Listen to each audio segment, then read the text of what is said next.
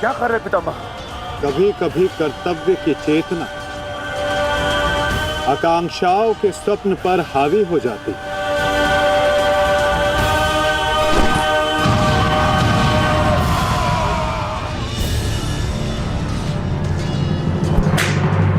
यह मेरी अंतिम चेतावनी है पांडुपुत्रों, और तुम्हारे पास ये अंतिम अवसर है।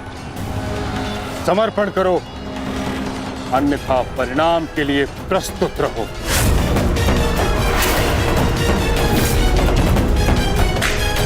यदि समर्पण नहीं किया तो ऐसा संहार देखने को मिलेगा कि जिसकी आशा भी नहीं की होगी तुमने।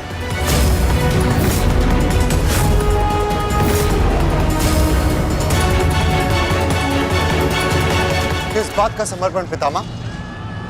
किस बात का समर्पण? आप भली भांति जानते हैं कि इस युद्ध के अलावा हमारे पास और कोई विकल्प नहीं, और यही युद्ध हमें हमारा अधिकार और न्याय दिलाएगा।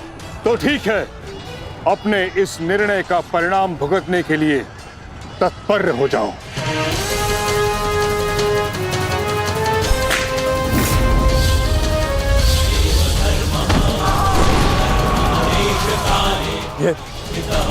ये पितामह क्या कर रहे हैं? हमारे सैन्य बल का क्रूरता से अंत कर रहे हैं। अर्जुन, तुम्हें पितामह को रोकना होगा, क्योंकि हम सभी में केवल और केवल तुम ही इसमें सक्षम हो।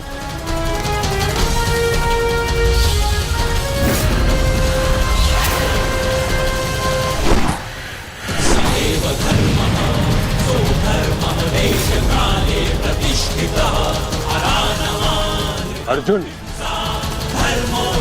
युद्ध करो अथवा समर्पण।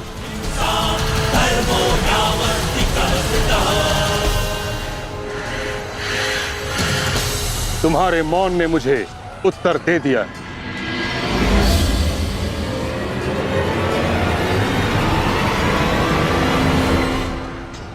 और तुम द्वंद्व करना चाहते हो भी या नहीं?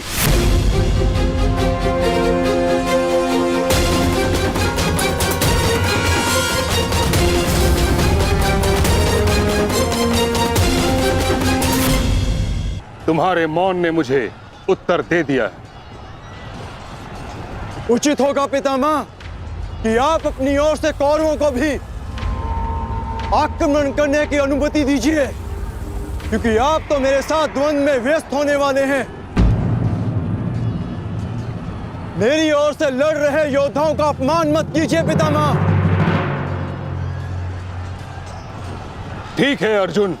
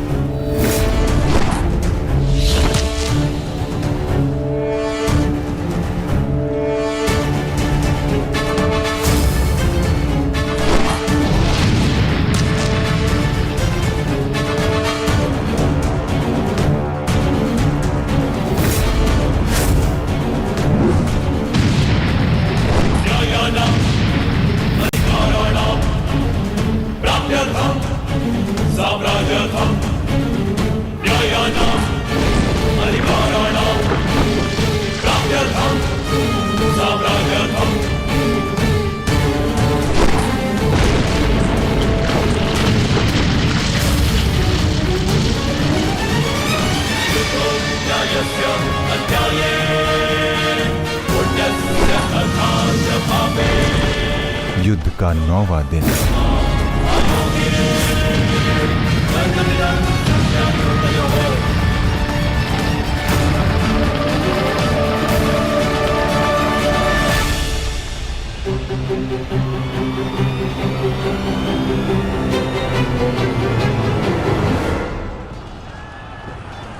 माधव, ये पितामह तो भ्राता युधिष्ठिर की ओर अपना रथ लेकर जा रहे हैं। भ्राता युधिष्ठिर संकट में है माधव, हमें शीघ्र कुछ करना होगा।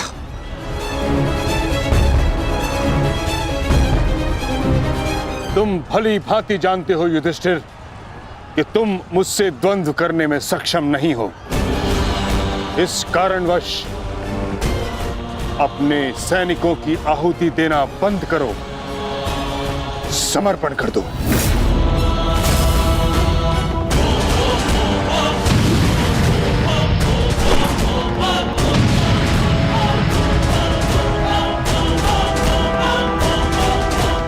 अद्भुत पितामह, अद्भुत। गंगा पुत्र अच्छा है, अच्छा है।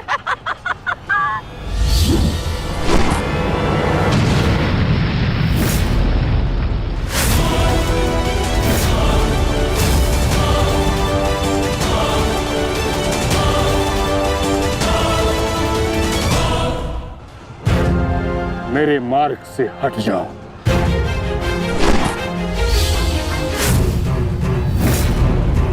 यह मेरी अंतिम चेतावनी है पुत्र, मेरे मार्ग से हट जाओ।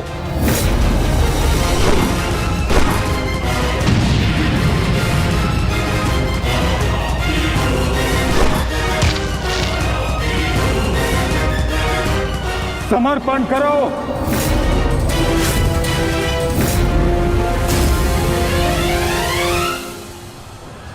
हम कौरवों के समक्ष समर्पण नहीं करेंगे पितामह, चाहे इसके लिए हम सबको अपने प्राण क्यों ना खोने पड़े। जब तक शरीर में अंतिम श्वास है, जब तक शरीर में रक्त की अंतिम बूंद है, हम समर्पण नहीं करेंगे पितामह, और ना ही हम रुकेंगे।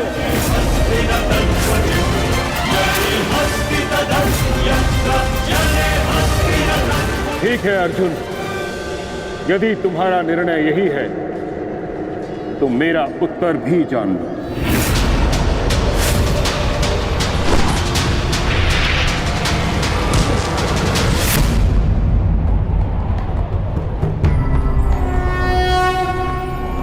यदा यदा धर्मस्य गंगापुत्र, गंगापुत्र।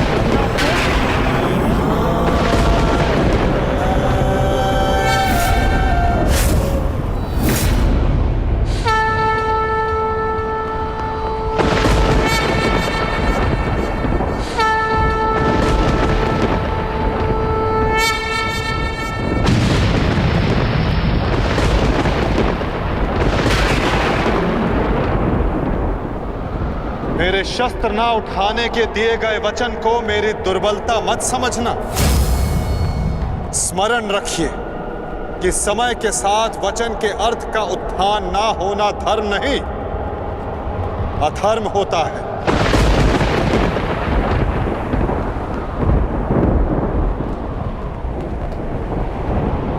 मैं केवल अपने कर्तव्य का पालन कर रहा हूं वासुदेव, और ऐसा करने से मुझे कोई नहीं रोक सकता।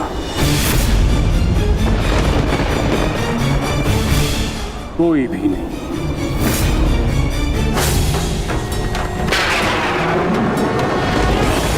शांति का मैत्री का प्रयास भी विकास ना समझ सके तो पाए नाश ही। अबोध पे प्रहार से कर्ण रुद्र सब दानव का विनाश भी।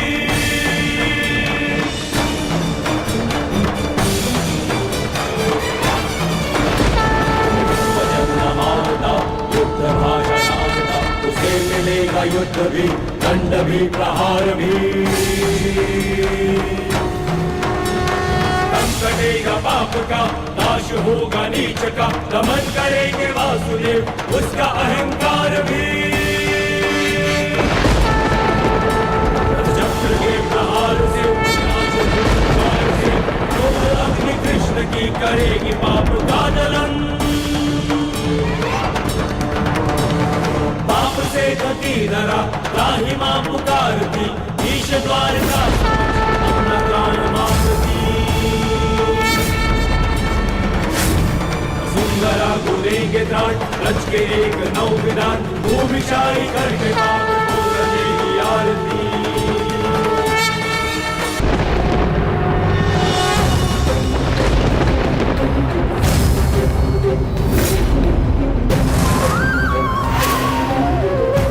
ऐसा करने पर विवश मत कीजिए गंगा पुत्र। मैं आपका वध कर सकता हूं और ऐसा करने के लिए मुझे शस्त्र उठाने की आवश्यकता नहीं, केवल ये चक्र ही पर्याप्त है।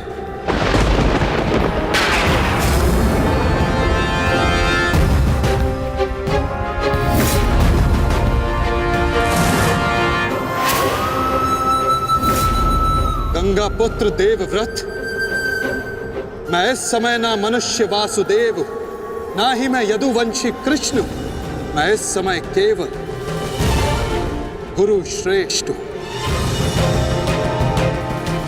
मैं ही सत्य हूं, मैं ही ज्ञान और मैं ही न्याय हूं गंगा पुत्र।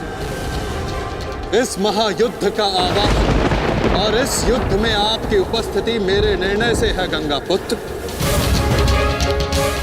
आपका जीवन मेरे निर्णय, मेरी इच्छा से था और अब आपकी मृत्यु मेरे अधीन है।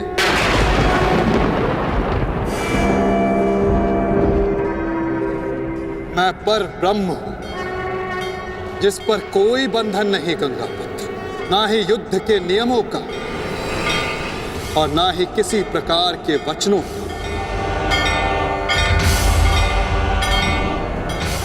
आपके अंत के लिए शस्त्र ना उठाने की प्रतिज्ञा को तोड़कर मैं आपका वध करूंगा गंगा पुत्र।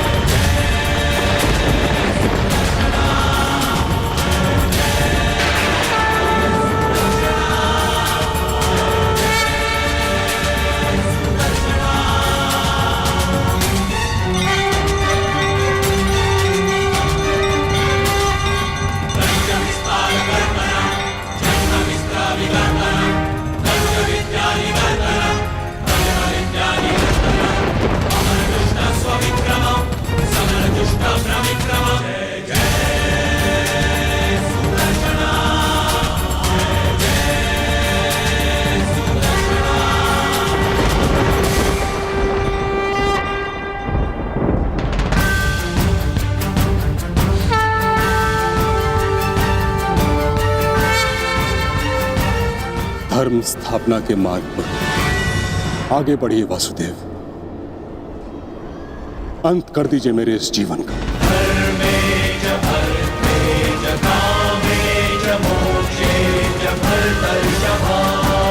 मैं स्वयं को आपको समर्पित करता हूं।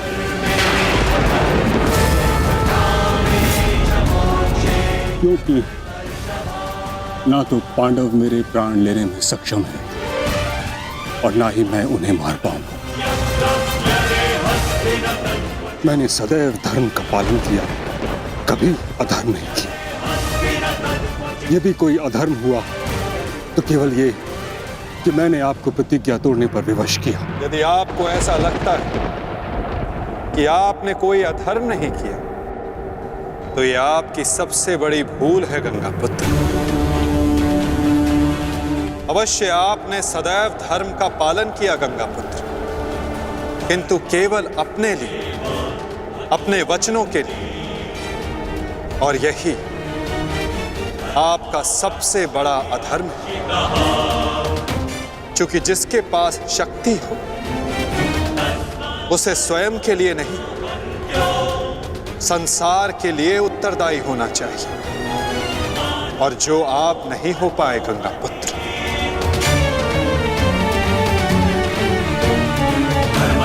और आपका तथाकथित धर्म ही आपका अज्ञान, आपका सबसे बड़ा शत्रु और अधर्म बन गया। किंतु वासुदेव, मैंने तो सदैव वही किया जो मेरी अंतरात्मा ने कहा। तो क्या इस धर्म युद्ध में अधर्म के पक्ष से लड़ने की अनुमति भी आपको आपकी अंतरात्मा ने दी गंगा पुत्र? भरी सभा में द्यूत में होते छल को देख मौन रहने की अनुमति क्या आपको आपकी अंतरात्मा ने दी थी गंगा पुत्र? कुल वधू का वस्त्र हरण होते समय शस्त्र उठाने के लिए क्या आपको आपकी अंतरात्मा ने रोका था गंगा पुत्र?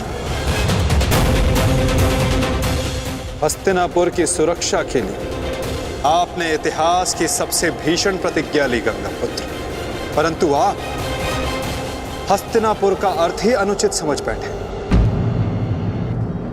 आपने सिंहासन को हस्तिनापुर समझ लिया और देखिए उसी भूल का, उसी अधर्म का परिणाम है ये महाविनाश गंगा पुत्र।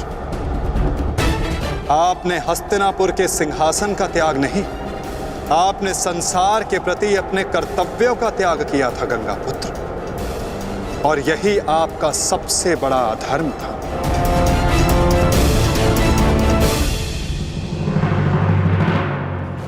परिवर्तन ही संसार का नियम है गंगा पुत्र, और संसार के कल्याण और उत्थान के लिए ऋतुएं भी स्वयं को परिवर्तित करती हैं, परंतु आपने परिवर्तन को नहीं स्वीकारा।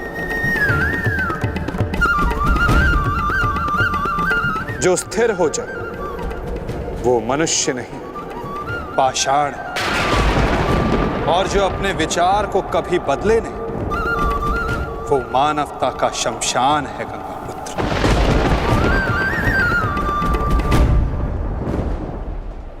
अपने कर्म के प्रति सजग ना रहना सबसे बड़ा अधर्म होता जो आपने किया गंगा पुत्र, और यही इस महायुद्ध, इस महाभारत के होने का कारण बना।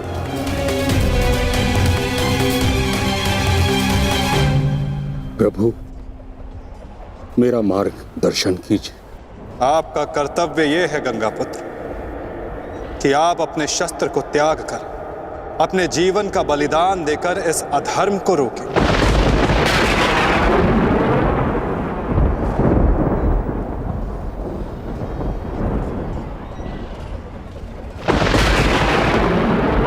ठीक कहा वासुदेव, कदाचित मेरा अंत ही इस समस्या का समाधान है। आज जबकि मुझे अपनी भूल का भान हो गया है,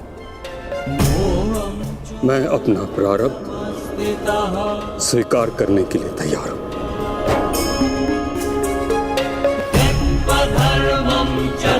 चक्र का संधान कीजिए वासुदेव,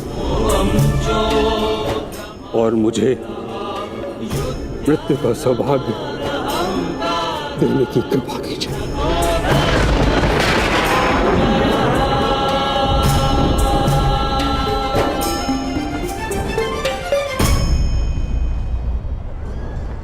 ठीक है,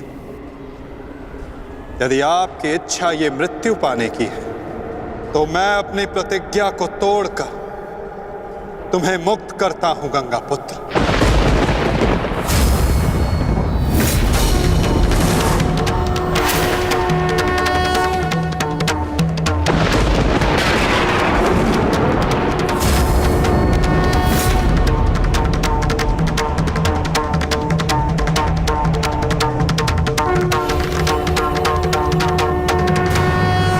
नहीं माधव,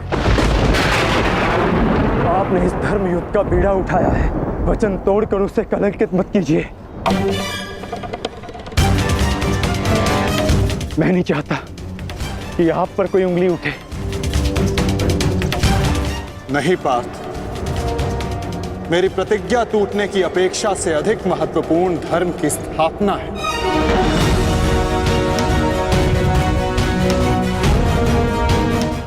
नहीं माता, नहीं।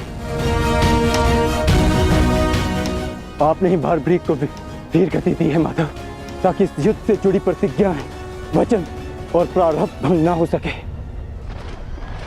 तो क्या आप स्वयं इसे तोड़ देंगे?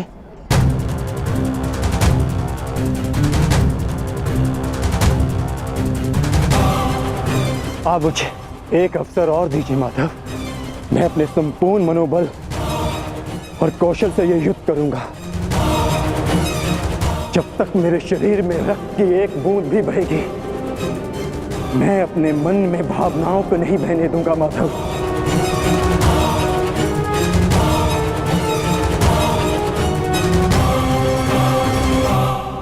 मैं पितामह का अंत करूंगा, अंत करूंगा, अंत करूंगा, अंत करूंगा।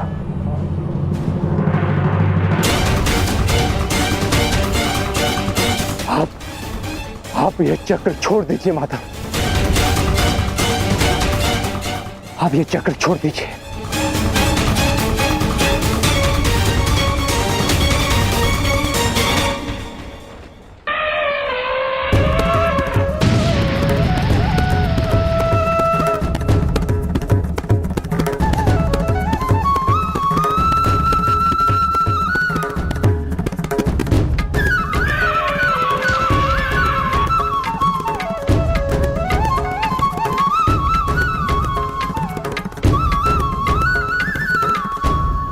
उठो पार्थ।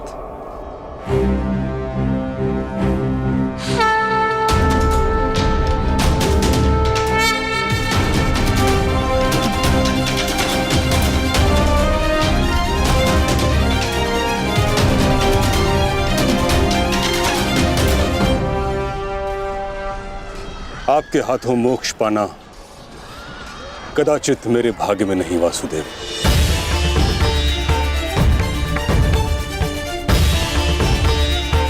नहीं गंगा पुत्र, आपका वध करना मेरा प्रारब्ध ही नहीं था, अर्जुन का प्रारब्ध है। और मैंने ये चक्र संधान केवल इसलिए किया ताकि मैं अर्जुन को दिखा सकूं कि आपका भी वध करना असंभव नहीं।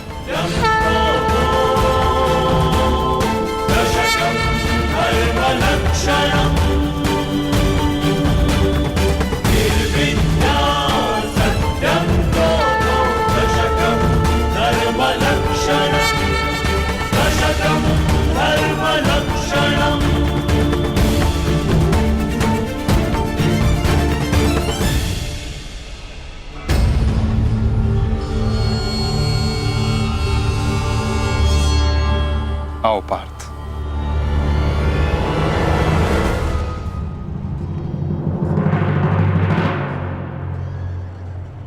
पुत्र अर्जुन, युद्ध आरंभ करें। मैं सज्ज हूं पितामह।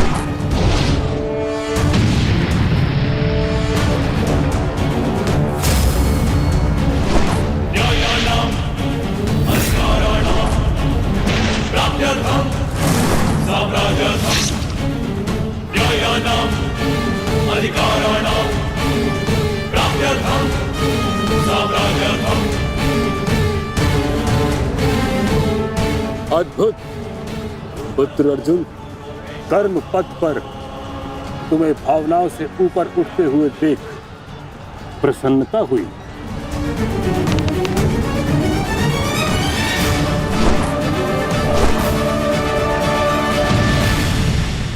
जब तक महामहिम के हाथ में शस्त्र हैं, उनके प्रहार की धारा कोई नहीं रोक सकता और ना ही उन्हें कोई निरस्त्र कर सकता है।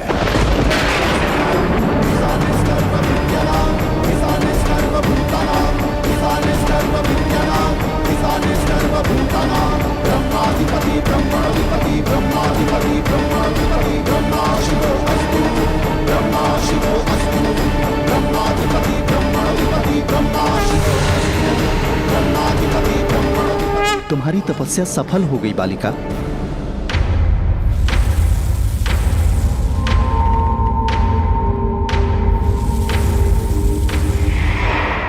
मांगो, क्या मांगना चाहती हो? गंगा पुत्र भीष्म का नाश। किंतु गंगापुत्र का वध मेरे वश में भी नहीं है शिखंडिनी। परंतु अपने जीवन का अंत तो मेरे वश में है ना। 2 बार मैं अपना जीवन त्याग कर चुकी हूं।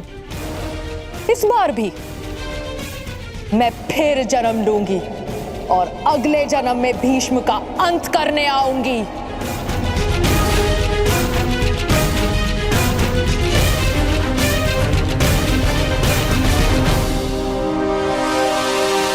रुको बालिका, तुमने इतनी कठोर तपस्या की है, हमें बताओ तुम्हारी समस्या क्या है? समस्या ये है यक्षराज कि मैं भीष्म का वध अपने हाथों से करना चाहती हूँ, किंतु मैं स्त्री हूं, इसलिए उस पाखंडी ने मुझे युद्ध में सम्मिलित होने से रोक दिया। मैं तुम्हें भीष्म की मृत्यु का वरदान तो नहीं दे सकता, किंतु कुछ ऐसा अवश्य कर सकता हूं जिससे तुम अपना लक्ष्य पा सको, किंतु एक बंधन रहेगा। मेरे लिए केवल भीष्म की मृत्यु महत्व रखती है और कुछ नहीं। हाँ कहने से पूर्व मेरी पूरी बात सुनो बालिका, उसके पश्चात निर्णय लेना।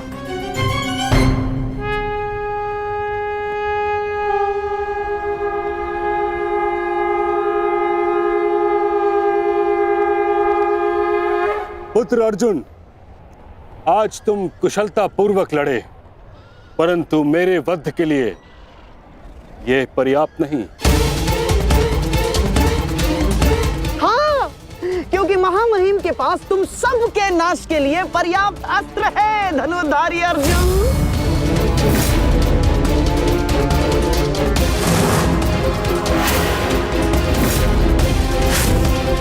शीघ्र तुम सब इस संसार का त्याग करोगे और आप वासुदेव, आप तो इन सब के मार्गदर्शक है ना, तो बताइए आपके पास महामहिम के कौशल का कोई तोड़ है?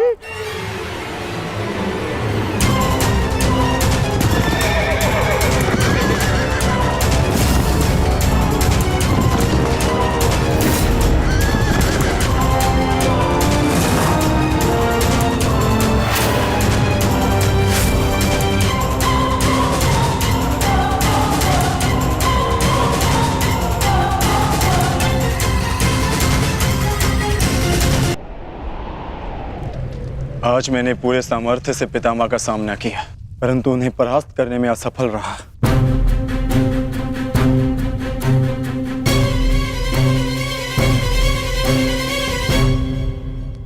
हर योद्धा के उत्तर के लिए कोई ना कोई और योद्धा होता है।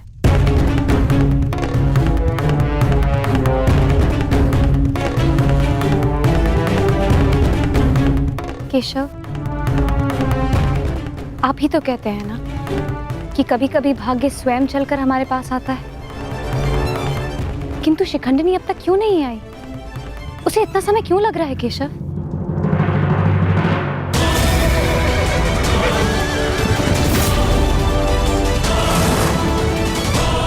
हम उन्हीं की प्रतीक्षा कर रहे हैं पांचाली। कि शिखंडिनी अपनी तपस्या में असफल हुई तो पितामह हमारी सेना का अंत कर देंगे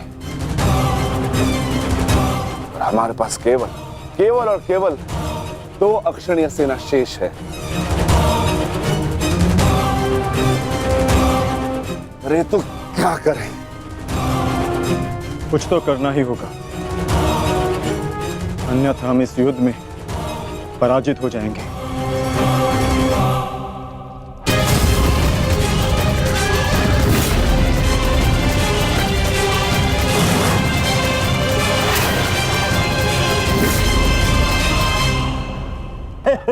विजय हमारी हुई आज फिर से।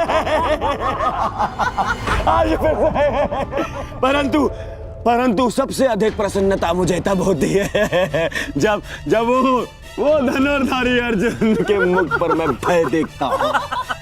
केवल 2 अक्षुणी सेना शेष बची है उन पांडवों के पास और शीघ्र ही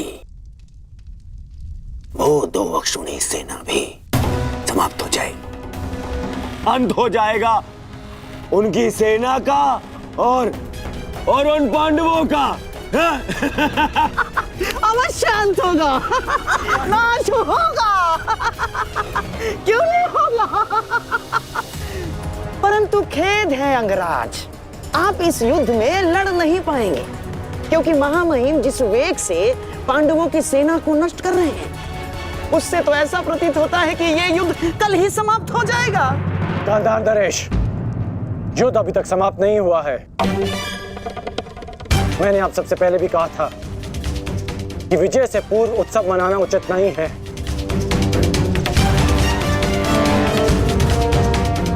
हो सकता है कि कल पांडवों को महामहिम के प्रहार की ढाल मिल जाए।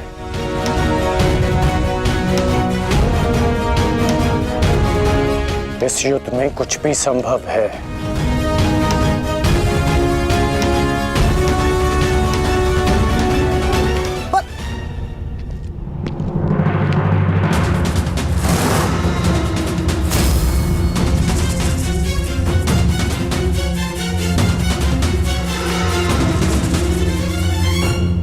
कौन हो तुम? मैं इस युद्ध का अंत हूं। मैं भीष्म की मृत्यु हूं।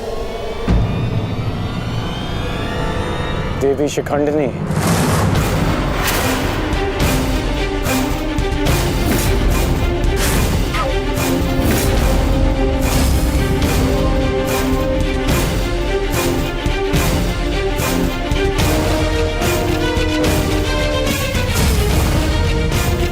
देवी नहीं देव, स्त्री नहीं पुरुष, शिखंडिनी नहीं।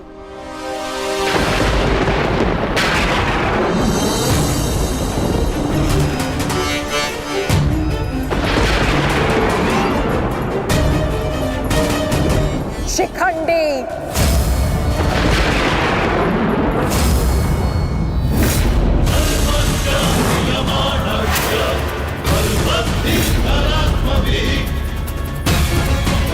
ये मैं हूँ और कल मेरे उस वचन की पूर्ति होगी जो मैंने पांचाल युद्ध में तुम्हें दिया था अंगराज। एक दिन ऐसा आएगा अंगराज जब भीष्म मेरे सामने खड़ा होगा और वहां ना तुम उसकी रक्षा कर सकोगे ना तुम्हारा ब्रह्मास्त्र। स्मरण रखना, एक महायुद्ध होगा, महाविनाश होगा और उस विनाश को तुम भी नहीं रोक पाओगे।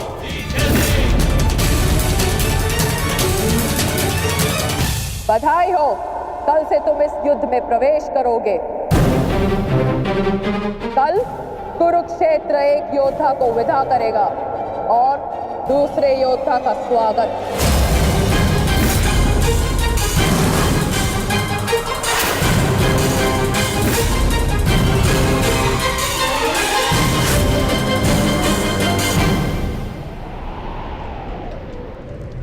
जो भी होता है केवल समय के अनुसार होता है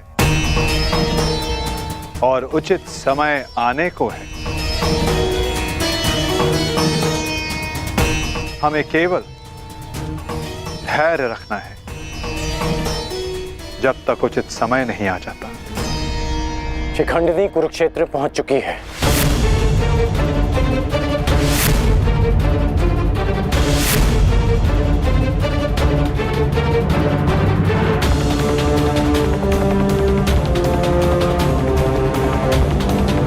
शिखंडिनी के आगमन में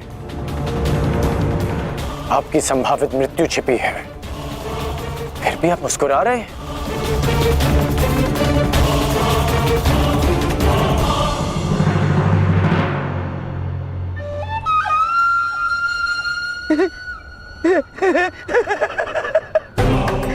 अब समझ आया महामहिम कि आप मुस्कुरा क्यों रहे हैं।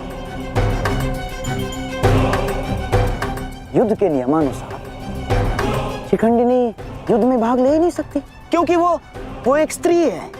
नहीं, वो स्त्री नहीं पुरुष है। शिखंडिनी नहीं शिखंडी है। वो स्त्री से पुरुष में परिवर्तित हो चुकी है। और कल वो युद्ध में प्रस्तुत होगा और उसका एक ही उद्देश्य है, मां महिम का वध।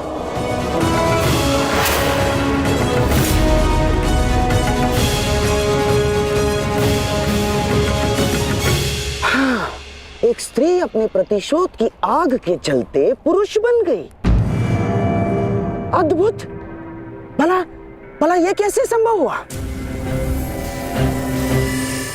कैसे हुआ वो छोड़िए मामाश्री, अब ये बताइए कि करना क्या है।